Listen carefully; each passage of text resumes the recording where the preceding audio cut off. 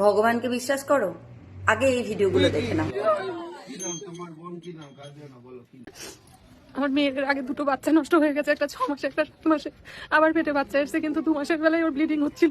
এবার ইউএসসি 2-3 দিন আগে ওর ব্লিডিং হচ্ছে। তো আমি মাকে বলেছিলাম, মা তুমি যদি সবকিছু ভালো রাখো, ঠিক রাখো, তোমার কাছে গিয়ে আমি পুজো দিয়ে আসবো তোমার কপালে সোনার টিপ দিয়ে।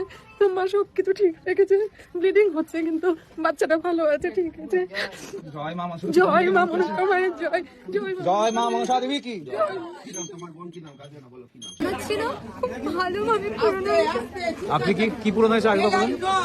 আমি চাকরির মানুষ ছিল, খুব ভালোভাবে নমস্কার করবেন না।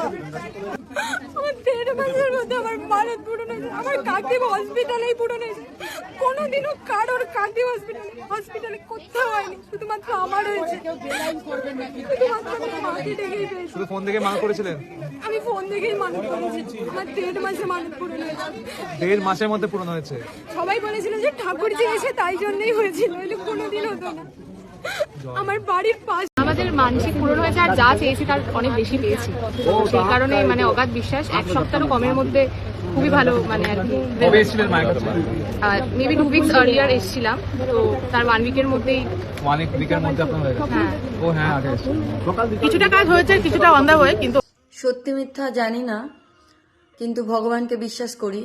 ভগবান বলে কিছু যে আছে তাও বিশ্বাস করি, কারণ আমি নিজে সব সময় অনুভব করি যে আমার সাথে কিছু একটা শক্তি আছে, যে যার জন্য আমি যতই খারাপ পরিস্থিতির মধ্যে দিয়ে যাই না কেন, ঠিক কোনো না কোনোভাবে বেরিয়েই যাই। তবে এইভাবে মানুষকে সহযোগিতা পেতে দেখে বা হেল্প পেতে দেখে বা তাদের মনের ইচ্ছাগুলো পূরণ হতে দেখে আজকে আমিও ভেঙে পড়েছি। যে সত্যি কি এই কলিযুগ, সবাই বলে এটা কলিযুগ, কলিযুগেও এগুলো সম্ভব? যে কোনো কিছু চাওয়ার মাত্র 1 সপ্তাহ 2 সপ্তাহ 1 মাসের মধ্যেই সম্পন্ন হচ্ছে। যাই হোক, ভগবান তুমি আছো, তার লীলা খেলায় আমরা দেখছি। যদি তোমাদের বিশ্বাস হয় তবে তোমরা অবশ্যই ভিডিওটাকে শেয়ার করে দিও।